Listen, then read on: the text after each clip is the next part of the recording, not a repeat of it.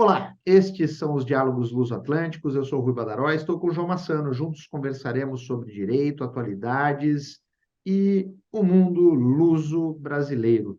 Tudo bem por aí, João? Tudo bem, Rui. Tudo bem, tudo bem. Também é luso, também é Quer, quer, luso. quer gravar de novo?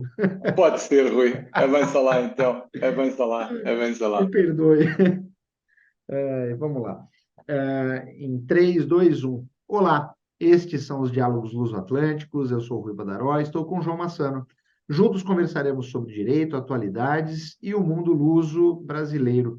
Tudo bem por aí, João?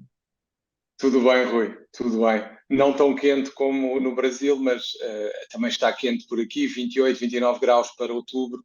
Em Portugal é quente, é quente. Pois, essa é uma Portanto, temperatura boa, perto do é, que estamos a enfrentar no Brasil, mas é algo atípico, que não é normal nessa época, e fruto, por óbvio, né, das mudanças climáticas que ocorreram, sim, por responsabilidade de nós, seres humanos. certo. Sendo que, pronto, como também sabes, há muita gente a defender o contrário, mas não vamos entrar por aí. Pois, Aqui em Portugal, já agora, aqui em Portugal, o Ministro do Ambiente, porque estava numa conferência da EDP, foi atingido com tinta verde na conferência, ficou com a camisa marcada. É um vídeo viral na internet neste momento. Francamente, eu acho que estas chamadas de atenção, não sei se beneficiam a causa, não faço a menor ideia, porque no fundo era uma espécie, ou pareceu ser uma espécie de castigo por o ministro ter aceito ir a um fórum patrocinado pela EDP, segundo quem praticou o ato, será um dos grandes poluidores e de uns grandes responsáveis por esta situação climática que vivemos, tal como outras empresas do mesmo género. Portanto, foi assim um episódio caricato que aconteceu também em Portugal, ao lado do outro que eu gostava de trazer hoje e gostava de fazer uma comparação com o que se passa no Brasil, que tem a ver com a obrigatoriedade de, para além de receberem o pagamento em numerário, os comerciantes terem que disponibilizar obrigatoriamente um meio de pagamento eletrónico que, naturalmente, ao dia de hoje, implica custos junto do banco que disponibilize esse serviço. Estamos perante uma situação que em muitos países já é habitual. Aliás, há alguns países já só há pagamento em pagamento eletrónico ou outro formato sem troca de dinheiro. Por um lado, combate, obviamente, a evasão fiscal, porque fica tudo registado. Por outro lado, é mais seguro para o comerciante, porque não tem dinheiro em caixa que possa ser vítima, que possa provocar um assalto, possa levar o comerciante a ser assaltado para roubarem o numerário. Por exemplo, alguns países, como tu bem sabes, e existe, praticamente todos os comerciantes e todos os pagamentos são feitos por aplicações. No caso da China, por exemplo, é tudo feito pela aplicação WeChat, que é uma aplicação de mensagens que eles têm e que, onde quer que tu vás, o preço e tem o QR Code para tu, com o teu telemóvel, poderes fazer o pagamento através da aplicação. Qual é o problema em Portugal? O problema em Portugal alertam as confederações dos comerciantes e outras entidades que vamos passar a obrigar os comerciantes a adquirirem um serviço a uma entidade privada, não é uma entidade pública sequer, é uma entidade privada e pagar o correspondente valor. No fundo, é acrescer obrigatoriamente um custo na exploração da atividade pelo comerciante. Não há qualquer possibilidade de opção e, no fundo, acabamos por estar a angariar, entre aspas, clientela para os bancos e para quem disponibiliza esses meios eletrónicos. Porquê? Porque não vai ter alternativa se ele não tiver, presumo que depois haja uma sanção qualquer e desta forma parece-me que se não houver uma alteração das comissões bancárias por esse tipo de utilização de pagamentos eletrónicos, que leva em Portugal alguns comerciantes a só aceitarem pagamentos eletrónicos a partir de um determinado montante e outros a não terem por causa desses custos, porque não querem pagar a comissão pela transação.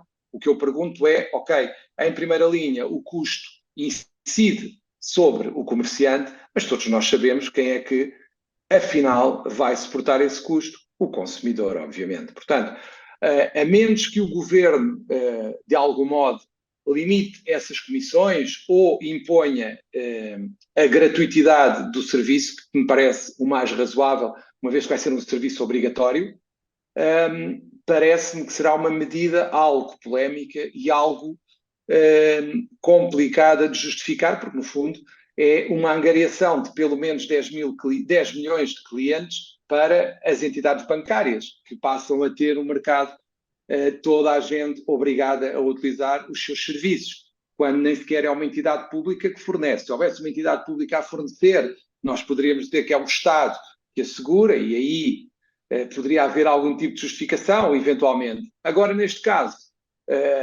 diria que vamos ter preços mais caros, se não houver essa limitação, e vamos estar a beneficiar entidades privadas que em Portugal apresentaram neste ano lucros muito elevados por causa da elevada taxa de juro nos créditos, por exemplo, à habitação e noutros empréstimos. Portanto, haverá aqui uma distorção da concorrência. Diga-se também que em Portugal também temos uma situação em que provavelmente estaremos perante uma evasão fiscal em que o multibanco só funciona até uma certa hora e a partir dessa hora deixa de funcionar e não é possível o pagamento por multibanco. Também acontece os pagamentos automáticos terem avarias a partir de determinadas horas do dia e pronto. Nessa parte, o pagamento eletrónico e esta obrigatoriedade, de alguma forma, irá controlar também estas situações e acho que será benéfico porque corrigirá algumas distorções fiscais que ainda existem nesse tipo de situações. Não sei como é que é no Brasil em relação a isto, gostava de ouvir a tua opinião, Rui.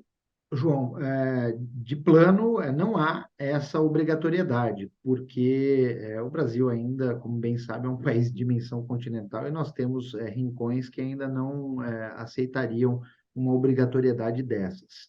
Mas, de qualquer sorte, me causa preocupação essa notícia que você me traz, porque isso afeta, como bem disse, diretamente o pequeno e médio comerciante, aquele que no seu dia a dia só usa numerário, João. Isso é igual em todo mundo, salvo honrosas exceções, né, como você também citou, a China, mas que também usa numerário.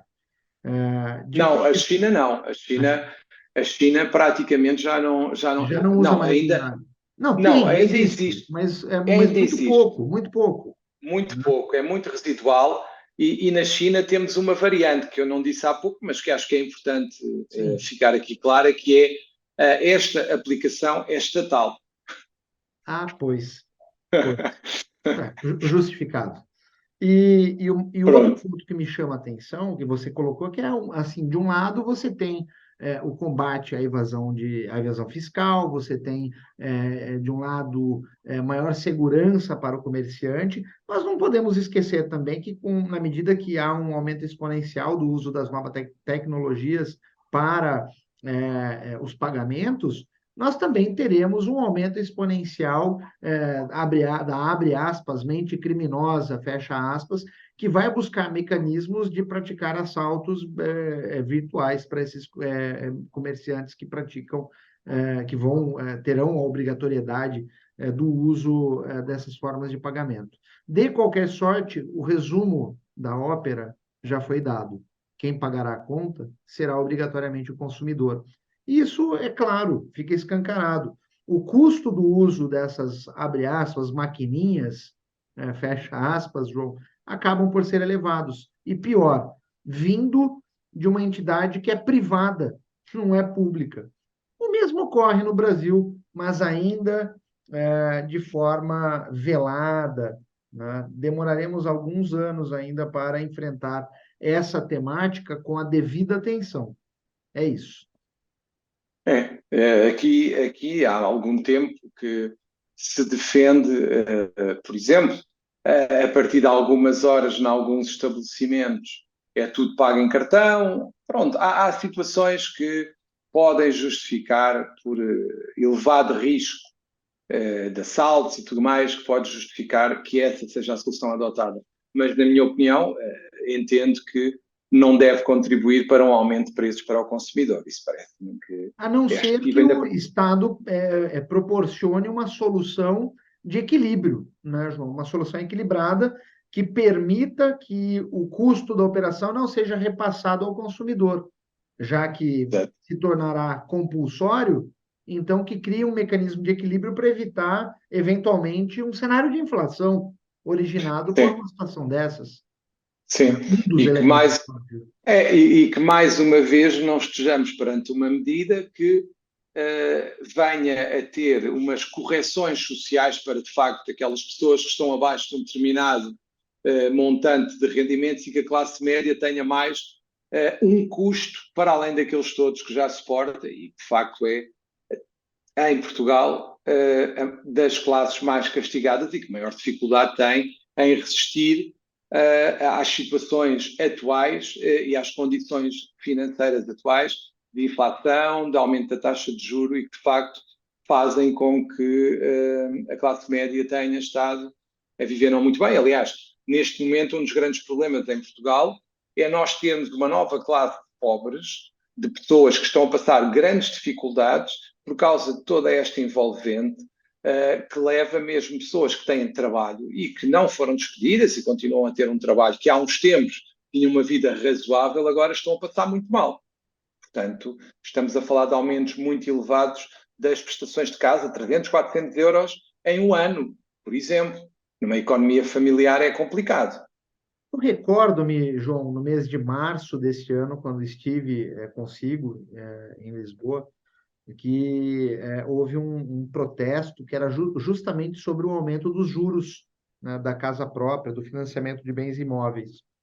Sim. Você me traz agora a notícia que esse aumento impactou deveras a vida daquela pessoa que era de classe média, que vivia razoavelmente bem, mas que agora, frente a este novo cenário, está a passar dificuldades. A Sim. pergunta que eu faço é a seguinte, e já mudando um pouquinho de assunto, mas na mesma linha do que estamos a tratar, o governo está a enfrentar efetivamente esse tipo de situação? É uma situação localizada ou toda a Europa está a viver um cenário semelhante?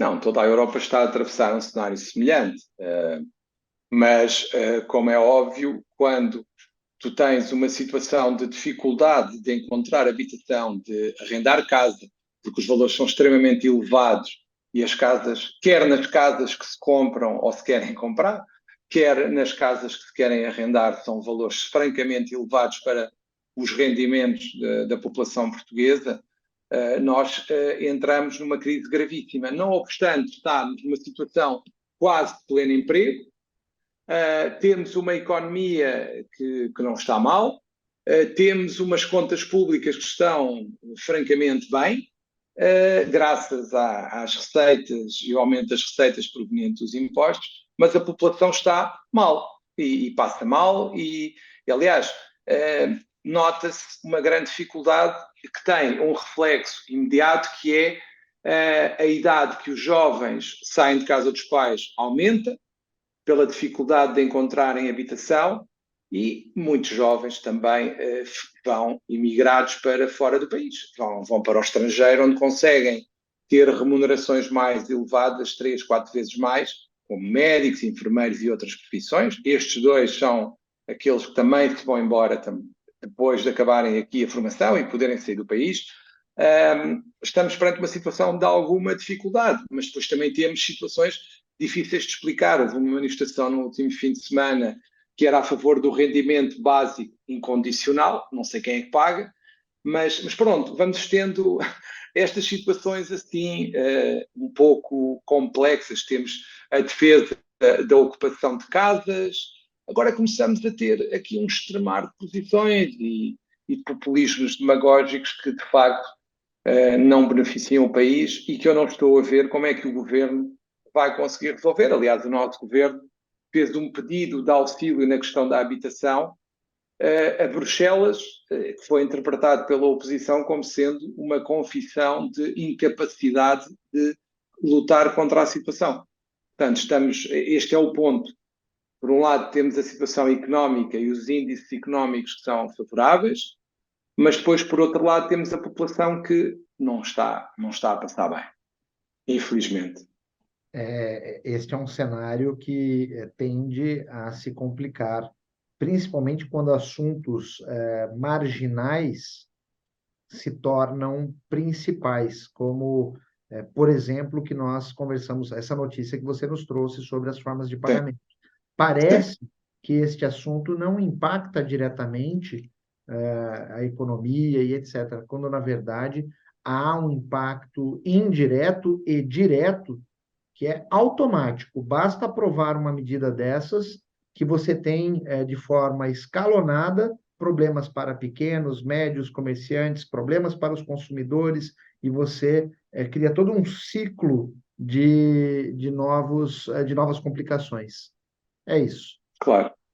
É isso, Rui. Penso que por hoje chegamos ao fim e no próximo traremos outros assuntos, faremos o mesmo que fizemos hoje, que é a comparação entre Portugal e Brasil e eventualmente outros países. Tivemos convidados de língua oficial portuguesa e por hoje é tudo. Até uma próxima. Um abraço.